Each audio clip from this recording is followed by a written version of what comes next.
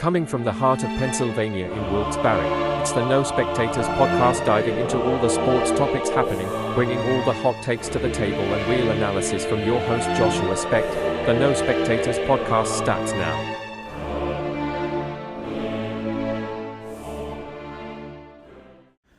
Alright, welcome to the No Spectators podcast. It's April 15th, beautiful day out, sunny, scattered showers, but nothing too crazy. The weather is finally warm, spring is here, the birds are chirping, and it's beautiful. But let's get started.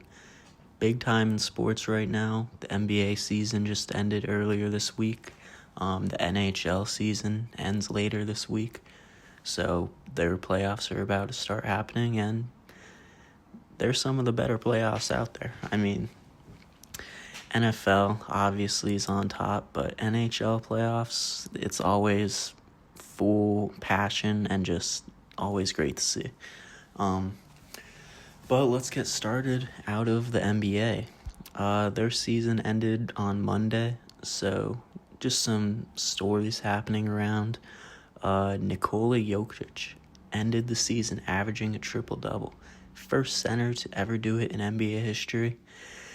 And I mean, that just shows he's probably the most dominant center we've seen since Shaq. I mean, who does what he does? Who are players scared of more than him? I mean, he could give you anything. He could give you 10 points, 10 rebounds, 20 assists.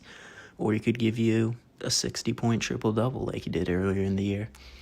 But he joins a list with Oscar Robertson and our guy, Russell Westbrook, did it 4 times. So let's put some respect on Westbrook's name.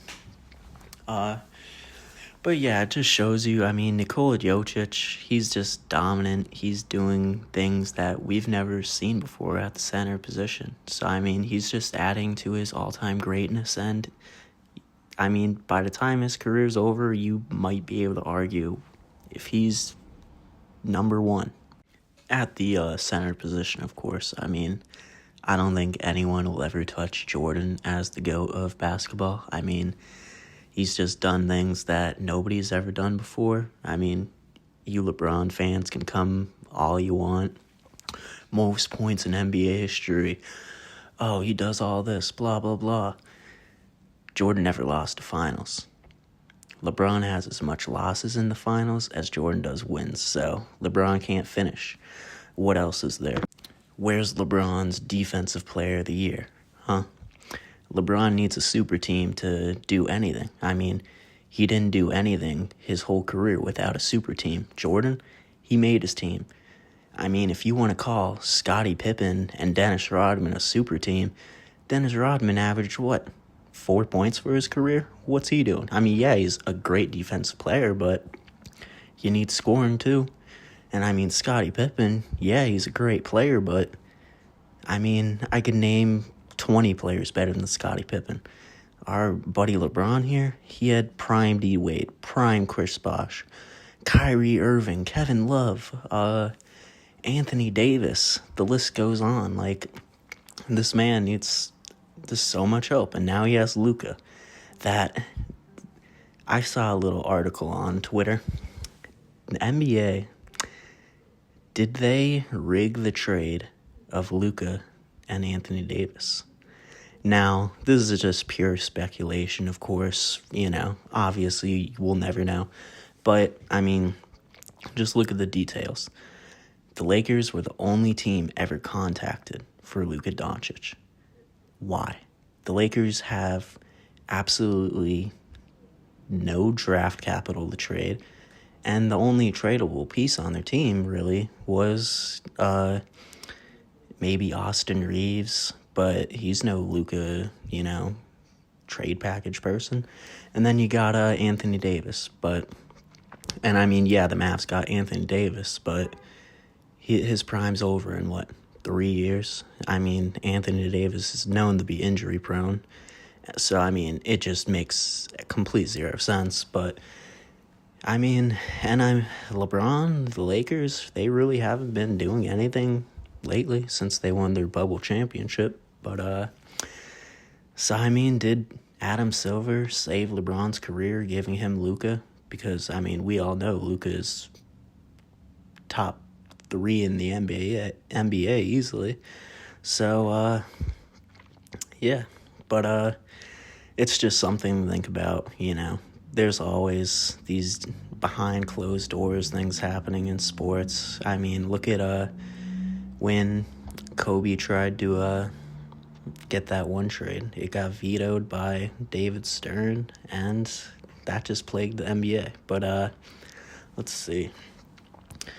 The playoffs are starting soon. I mean, the play-in, there's only really one interesting game, I'd say. It's the Warriors and Grizzlies.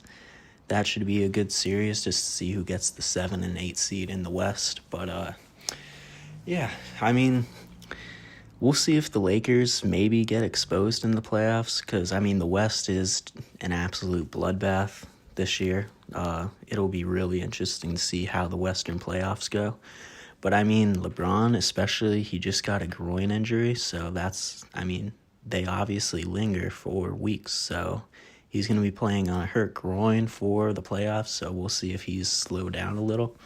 But also, the Lakers aren't a good defensive team. I mean, Luka last year during the finals was called out for his defense. LeBron, he's not really a great defender anymore. Austin Reeves, I mean, he's not defending anyone. And then, I mean, their center is Jackson Hayes. He's literally a telephone pole. He's skinny. He's, not that good of a basketball player. Don't know how he's still in the NBA, to be honest, but they're not good at defense, and they're not a deep team. So it'll be really interesting to see their first-round matchup with the Timberwolves. Should be a very good one. But just some more little storylines before we get deep into the NBA playoff talk. Mike Malone, he got fired by the Nuggets, like I said. Terrible choice by them, but a report from Brian Windhorst of ESPN said Mike Malone wasn't calm when he got fired. Now, I mean, this is ESPN, the worldwide leader in sports, the biggest sports company out there. And their reporters are reporting when someone gets fired, they weren't calm. Listen to that again. But I don't know if any person, if they've ever been fired from a job, was calm. Like, what kind of report is that? Obviously he's not going to be calm. They're the 4th seed in the West. Playoffs about to start. Why is he getting fired? So, that was just a dumb report I saw. Like, who cares that if he was calm or not? He's obviously not gonna. But, also with the Suns, they just fired their coach. Obviously, they missed the playoffs this year, which is very disappointing for the team they have. They have Devin Booker. He's a really good player. Bradley Beal. He could score, but, he's not Washington Wizards Bradley Beal. And they have KD. KD's one of the best players of our generation. Still goes out there every night. Looking amazing. KD, arguably better than LeBron was. Yeah, KD's more hated. But, just look at the stats. KD could score from anywhere, does anything, has a positive finals record, unlike LeBron. But, yeah, and then... yeah, so the Suns fired Mike Budenholzer, and I saw, it's really interesting. So, if he doesn't get another job in the NBA, the Suns have to pay him $10 million a year until 2029, while they are also paying they still owe Frank Vogel $24 million from when he coached them. And then before Frank Vogel, they bought out Monty Williams for $20 million. So the Suns and coaches are not a good team. They owe, I don't know if they're still paying Monty Williams because they bought him out, but they are still paying $34 million.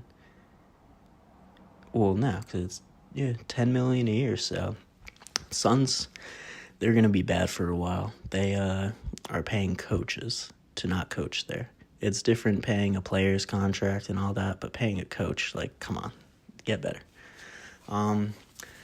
Then also, Nico Williams addressed the local media for the first time since the Luka trade at the trade deadline, which is pretty surprising it took this long. I mean, what are you hiding for? But apparently no cameras or audio was allowed.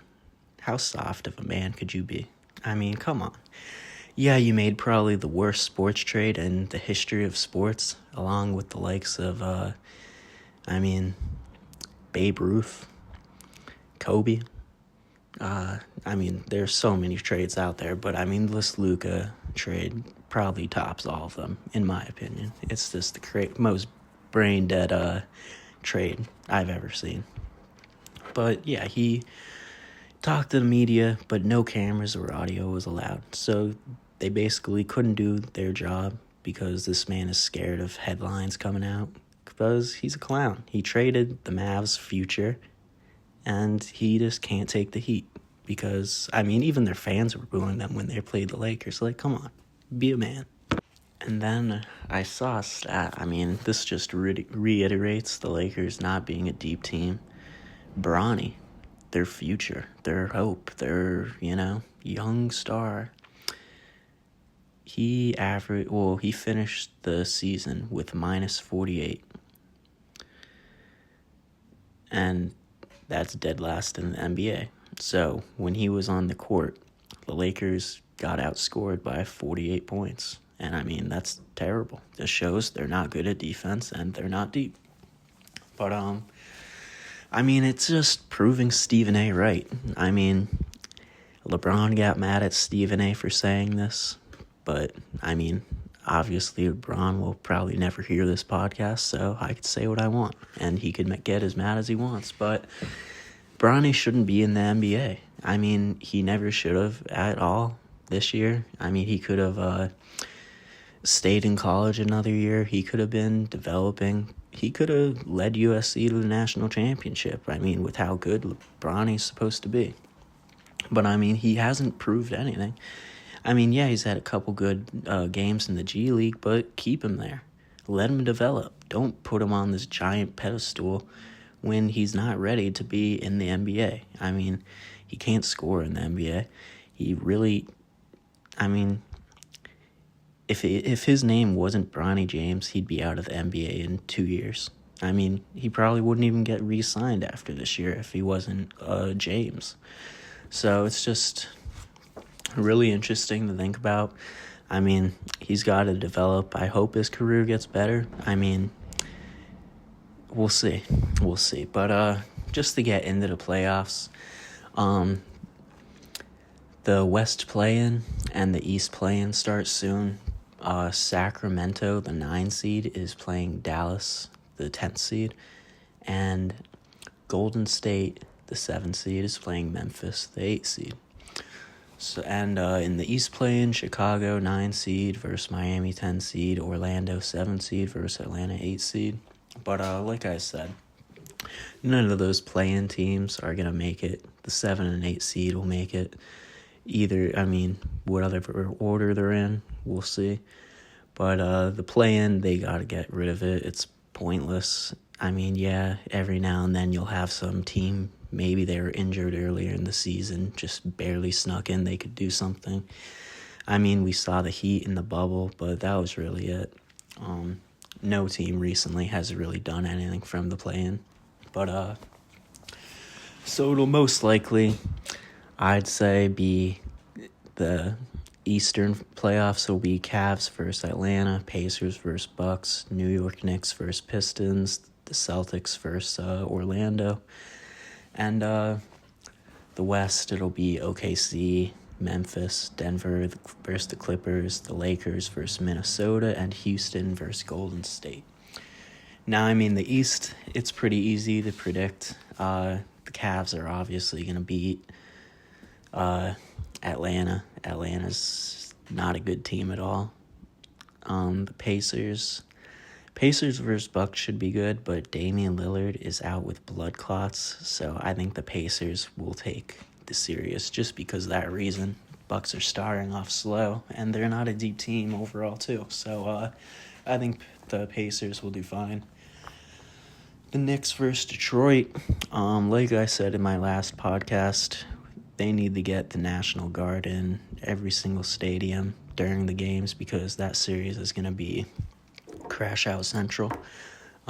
Detroit, I'm going to say probably fights the Knicks 3 times at least.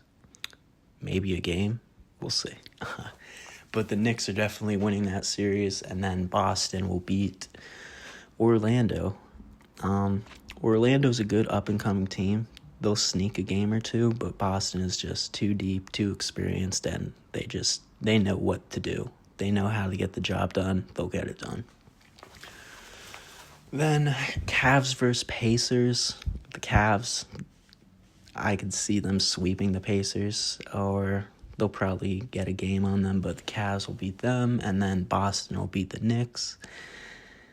And, I mean, the Cavs are the best team in the East this year, but Boston just has the experience. It'll go 7 games, but I think Boston will win.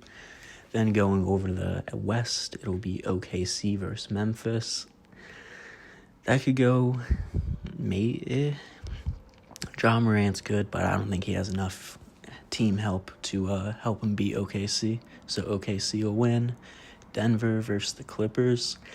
I don't know. Denver just fired their coach. They're not a hugely deep team. I mean, they really rely on Nikola Jokic for everything. Jamal Murray isn't the same. He has been lately, so we'll just have to see how the team performs. But the Clippers, they've been underrated. Kawhi has been playing really good. James Harden's been playing really good. They have a team. So I think it'll go 7 games, but I'm going to say the Clippers will win because coaching experience. Then we go to the Lakers in Minnesota. Like I said, LeBron's hurt with a groin injury. Those aren't fun. He is going to be hurting this whole series.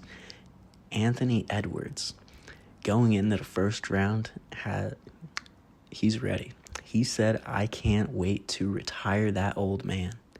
Talking about LeBron. That is the type of dedication you want to see. Anthony Edwards, when he talks, he finishes. So I have Minnesota winning this series in 6 or 7 games. The Lakers, they're a regular season team. They're going to get exposed this postseason. Then we go to Houston and Golden State. Houston, they're a good team, but too young.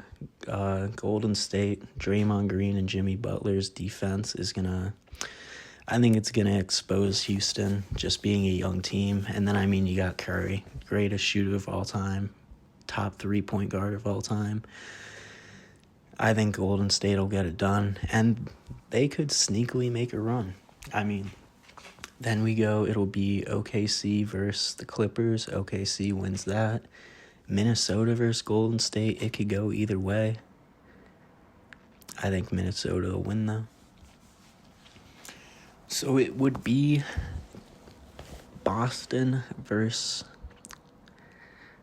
I think Minnesota would beat OKC. I think if Minnesota gets on the run I'm talking about, they could have all the momentum to go into the playoffs or to the finals.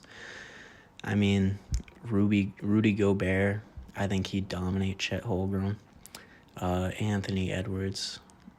The Timberwolves are a good defensive team, and I think defense wins championships, and they'd cancel out OKC's team. So I think it'll be Boston versus Minnesota in the finals, and Boston will win that. Probably in 5 games, 6 games. But it'll be a really good playoffs. I'm interested for once.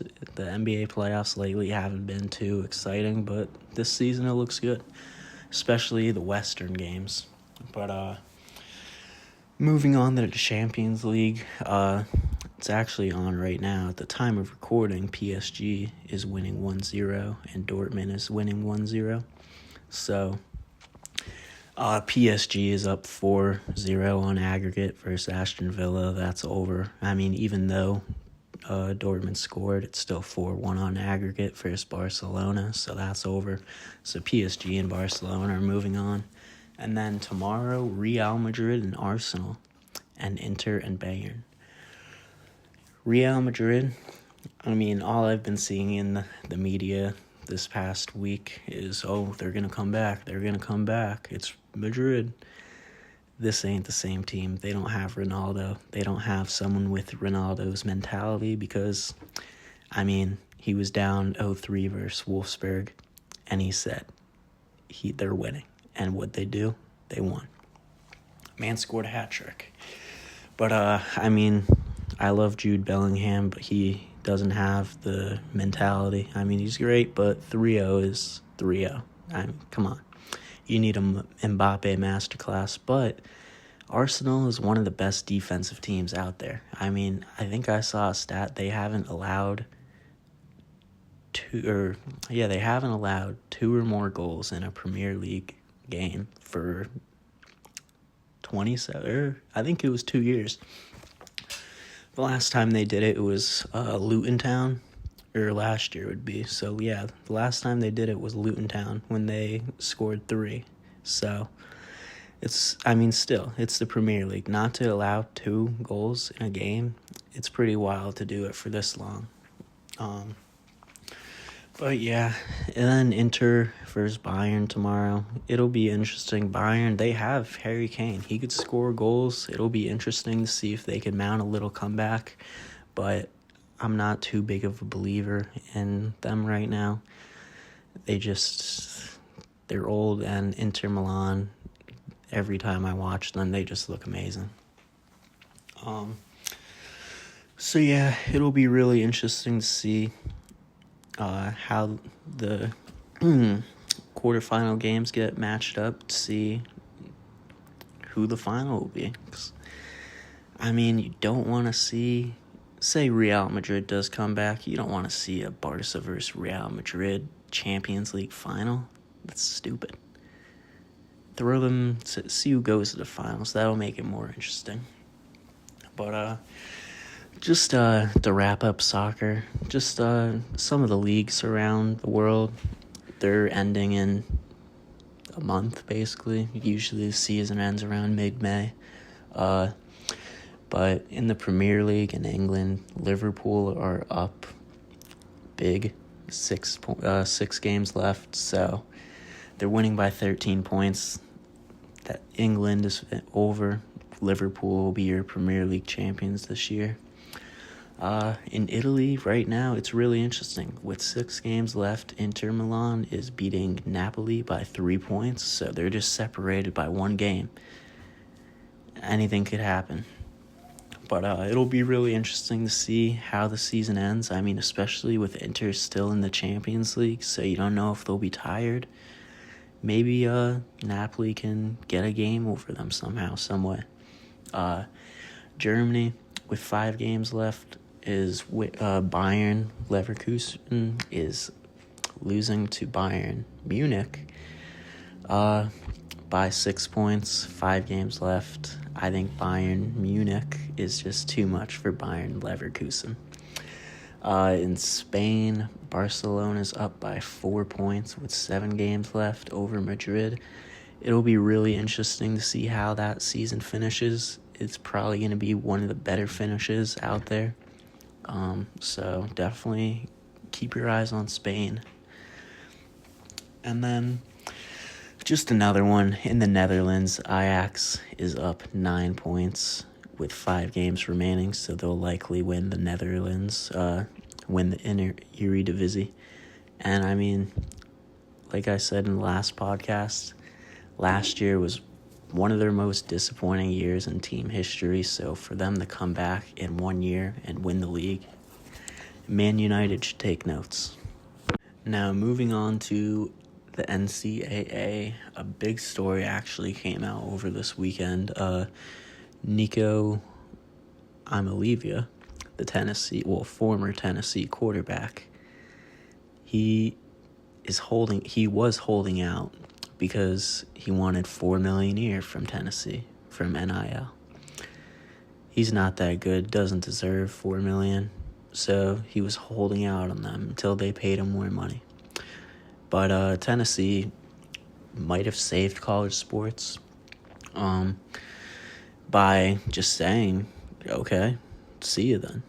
I mean, just setting that precedent, showing that players can't, take the team by the balls and just do whatever they want. So Tennessee showed, we're the school, we're the one paying you, so get out of here.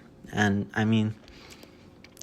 Nico really wasn't even worth it. A story came out, he threatened to sit out the playoff game against Ohio State because he wanted more money. That's insane. It's a college football playoff game, one of probably the most important game of your career. Why? There's no dedication in college sports nowadays. They're dead. It was just crazy just seeing that. His dad was asking other schools for more money behind Tennessee's back. What are you doing? You lost your son a paycheck, actually, of $46,000 a week.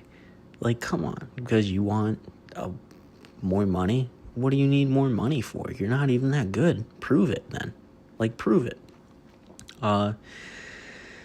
He wanted some Carson Beck money, who, won a national, has given Georgia, notoriety. He's been really good since he's been there. So obviously he got $4 million from Miami. Nico was a freshman, and he really didn't do that good. He had 9 passing touchdowns in the SEC last year. 9 passing touchdowns from a quarterback. That's terrible. And in his playoff game, he had 0 touchdowns passing, 0 interceptions, and 104 yards passing. He had 2 rushing touchdowns, but they were garbage time playing the Ohio State backups. Come on. Maybe if you beat Ohio State, you could ask for more money, but what'd you do? You didn't do anything this year. I can name 20 quarterbacks better than you. It's insane just seeing that. NIL really ruined college sports.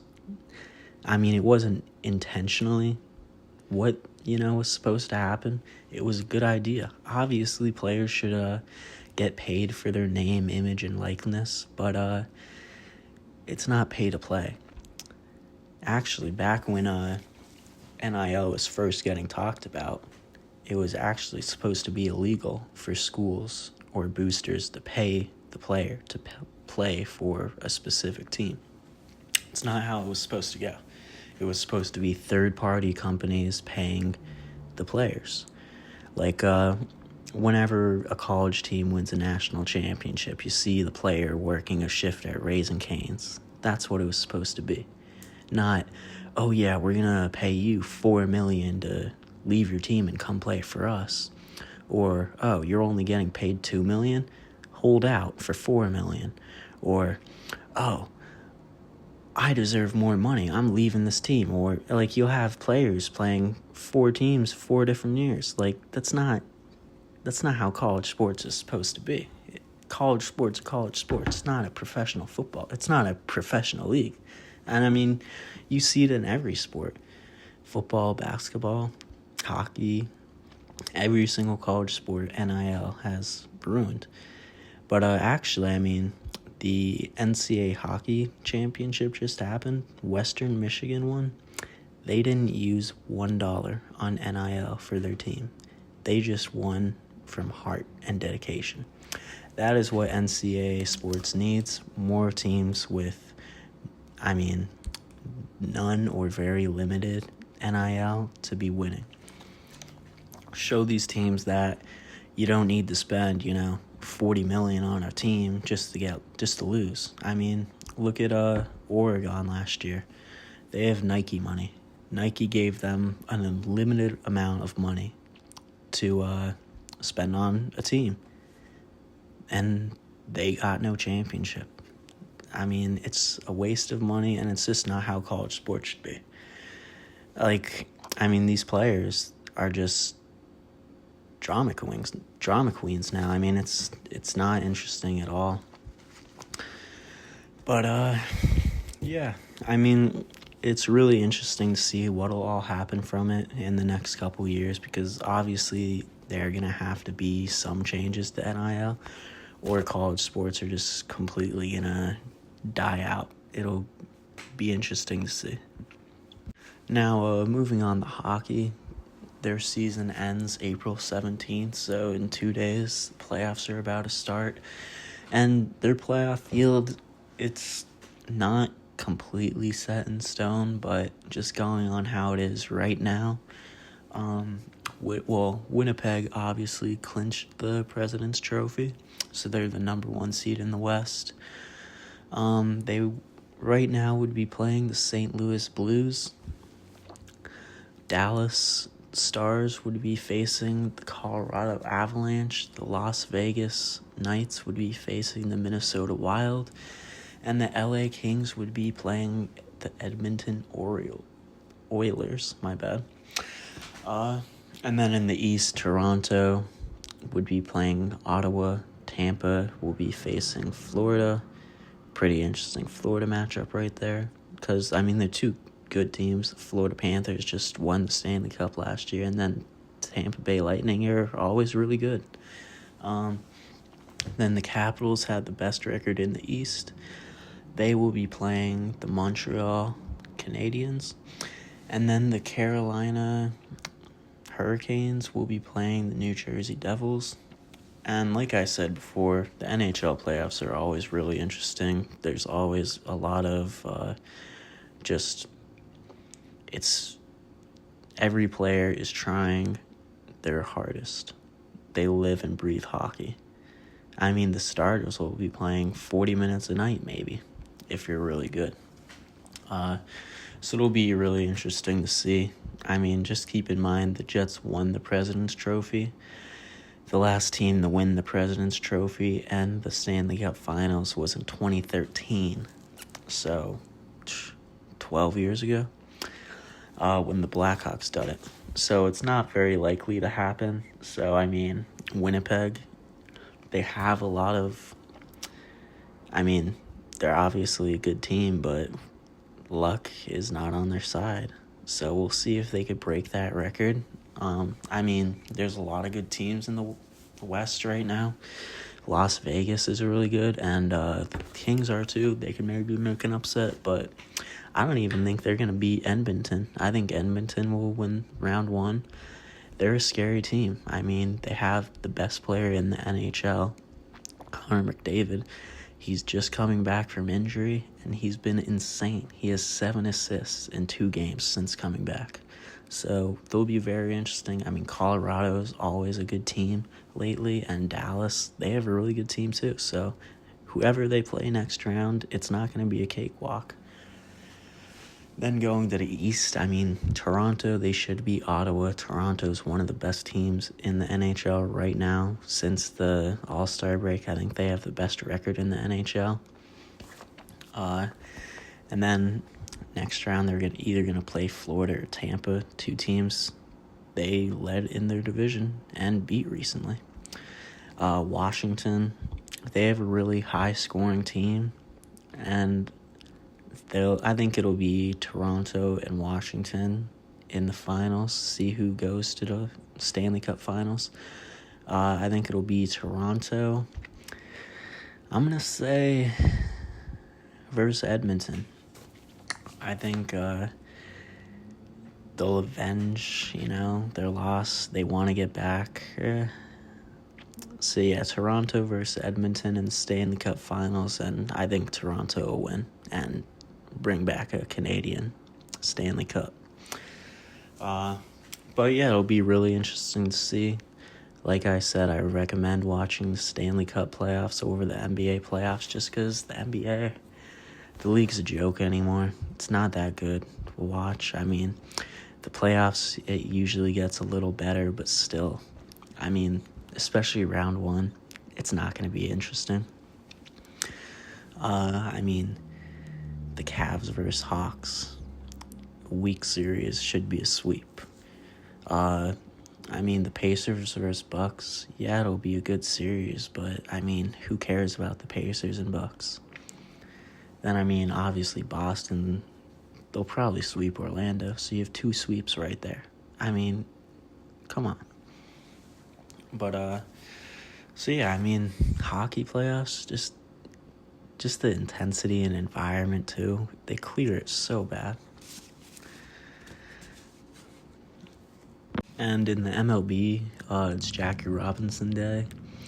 Obviously a very important day in baseball when Jackie Robinson broke the color barrier. And I mean, just think how far we've come. That was 80 some years ago? And I mean, in all aspects, from, relations between all that. And just, I mean, America as a country. Just think, back then, you were still driving a car 40 miles an hour. Flying planes wasn't really a big thing. So just to see how far in 2025 we've come, it's great.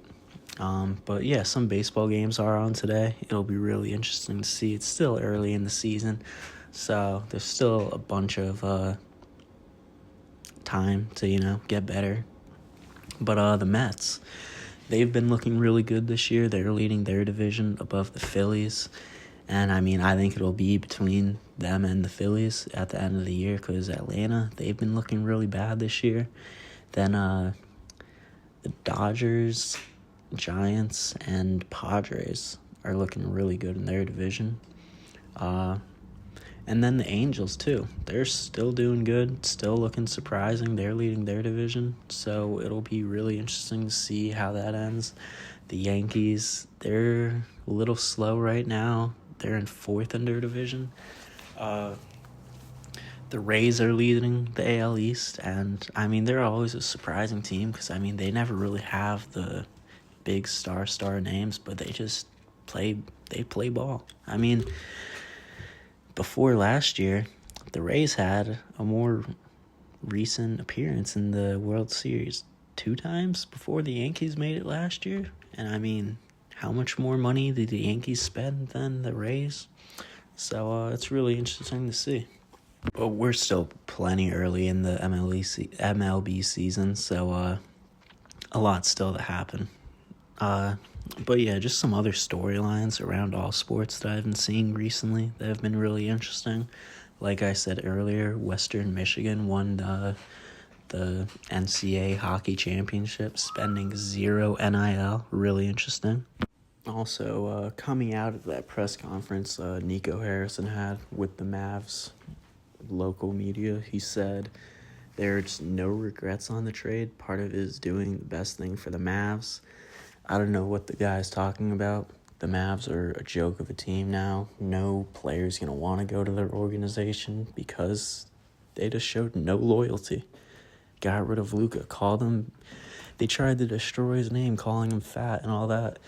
He's been amazing since he's gone to the Lakers, so, I mean, I don't know what helping he was doing there, but he's an idiot. Travis Hunter also said he'll never play football again if the team that drafts him doesn't let him play wide receiver and cornerback. And I mean, I don't know why any team wouldn't. He's proven he could be an amazing wide receiver. I mean, let's look at what he did this past year and then look at him on defense. He might not be the best corner, but he still is a good corner. So why not play them both? I mean, plenty of teams could use that. I mean, look at the Patriots. They desperately need a wide receiver, and they could have him as a third cornerback. Just, sprinkle him in there and let him do his thing. Not be guarding, a number 1 wide receiver, but still play defense. Swinging back to Nikola Jokic's amazing season, he was the first player to end the season top 3 in all of these categories. He was 3rd in points per game, 3rd in rebounds per game, 2nd in assists per game, and 2nd in steals. No other player has finished top 10 in all those ever. So, I mean, that just shows how insane of a season it's been and how insane of a player he is. And then staying in the NBA, another ESPN reporter with a terrible take. Let's see. David Dennis Jr. of ESPN says Cade Cunningham is the best player in the Knicks vs. Pistons series. Now, yeah, he's the best player on the Pistons, but the Knicks have Karl Anthony Towns, Jalen Brunson. They clear him. I mean, come on, it's just ESPN looking for some engagement, throwing out these terrible takes. They hire all these randoms that just say whatever. Like Marcus Morris. He just said the Grizzlies are going to beat the Warriors tonight. Yeah, that's not a bad take, but it's not happening. He also said Giannis Antetokounmpo and Damian Lillard should leave the Bucks and go to Miami.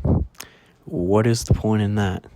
They join basically the same team. Miami's not anything. They don't have, they have Tyler Hero. Wow. But honestly, if you're going to get Giannis and Damian Lillard, you'd probably lose Tyler Hero.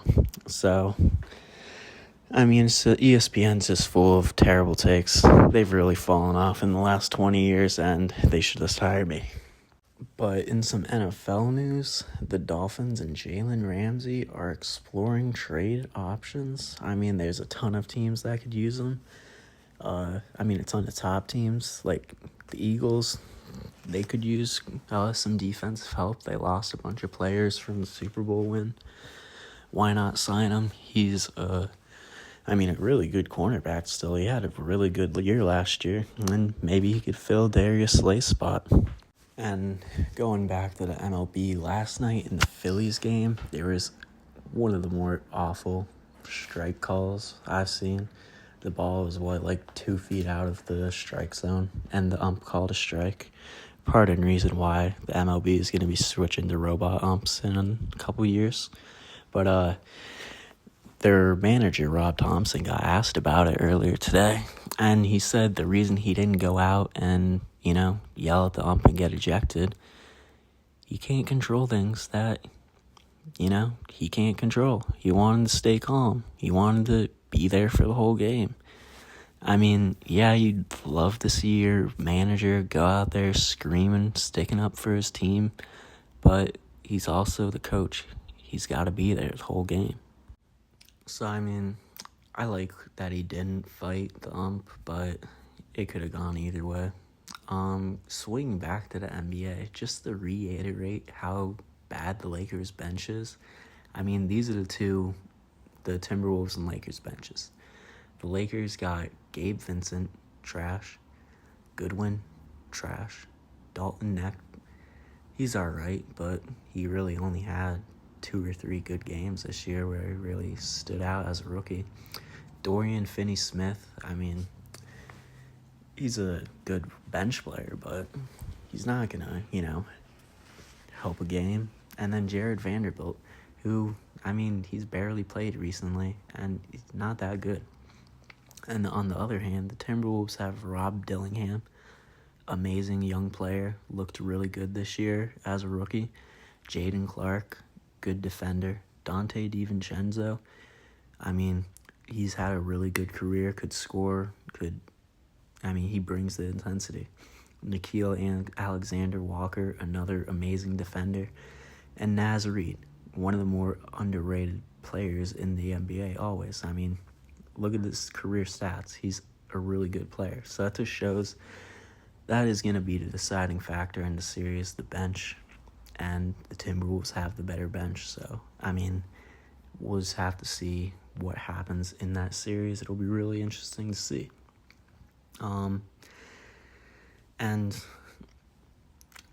Like I said, the Timberwolves lock them in to beat the Lakers. That's going to be one of the only upsets in the first round, but we'll see. Anything could happen. It's the playoffs, but that's my pick, Timberwolves over the Lakers. The WNBA draft was last night, so just some notable picks. Paige Buchers went number 1 out of UConn. She'll be a really good player, I think. It's WNBA in 10-some years maybe. Because just think, back when Magic and Bird came in that NBA, yeah, it was somewhat popular, but not a ton. They had to build around their stars and market them. Now the WNBA, yeah, they have Caitlin Clark, Angel Reese, who isn't that good, but Paige Bucher's a really good player. Haley Van Lith, maybe she could help Angel Reese get better. I mean, Angel Reese, yeah, she's a good defender, but she can't make a layup to save her life. I mean, just look at the video. Just look at her career highlights. She can't make a layup. But I mean, if the WNBA is smart, they would look at what the NBA did with Magic Johnson and Larry Bird, and who knows? Maybe in 20 years, the WNBA will be a big league. We'll just have to see. But yeah, it'll be really interesting to see what happens out of it. I mean, you obviously have your women's basketball haters and all that, but give them time, and they will, I'd hope, improve the league. And going back to the NBA or the NFL for a second with the draft, I mean, Will Howard, the quarterback out of Ohio State, didn't have the greatest combine, but I mean, he won the national championship last year. Then he's going to be on Hey Rookie tonight. And his one quote, "I'm going to make it my mission to make sure they regret not picking me." I mean, he's having all the fuel he needs to have a successful career if the team gives him the right opportunity. I mean, he won a national championship in football. I mean, not every quarterback could do that no matter how good you are. You have to be a certain type of quarterback to win. Because, I mean, it's not like he was a Peyton Manning in his last Super Bowl win just getting carried by the rest of the team. Like, he actually led the team. So it'll be really interesting to see when he goes, where he goes, and how his career ends up. I mean, his best opportunity is to go to a team with a quarterback already, sit behind them for a couple years, and then, do what Mahomes did, do what Brady did, do what Jalen Hurts is doing right now. Learning behind a quarterback for a year or two is the best thing rookie quarterbacks could get. And then just some games happening around some leagues today. In the MLB today, the Nationals play the Pirates, Diamondbacks play the Marlins, Mariners play the Reds, Giants and Phillies should be a good game. Yankees and Royals play tonight, Braves and Blue Jays, Tigers, Brewers, Mets and Twins, and one of the better games of the night should be the Angels and Rangers. Two of those teams are doing really good this year, and I mean, still early in the season, but we'll see. And the NBA play-in tournament starts tonight with the Hawks and Magic playing, and then the Grizzlies and Warriors. Those should be two really good games, to be honest. But like I said, I have the Magic and Warriors both winning their games. And then tomorrow you have the Heat and Bulls playing at 7:30, and the Mavs and Kings playing at 10. Both of those games, nobody should watch. They're going to be awful. No excitement in either of them. So save your time and just, check the final score. Now going back to the Champions League, right now, very, very interesting. Aston Villa is winning 3-2 in the 83rd minute versus PSG. The aggregate is 4-5. All they need to do is score one more goal in 7, maybe 14 minutes, including extra time. Can they come back? We'll see. And then Dortmund is up 3-1 versus Barcelona in the 79th minute. They still need 2 goals. I don't think that will happen. But if you're listening, check that Aston Villa PSG score. See if they came back. I know I'm going to turn it on right when I turn this off. Then tomorrow, like I said, Real Madrid and Arsenal, Inter versus Bayern. Should be 2 really good games. See if Real Madrid can come back and see if Bayern can come back. But I think that's going to do it for this podcast. Thank you for always listening, and have a good night.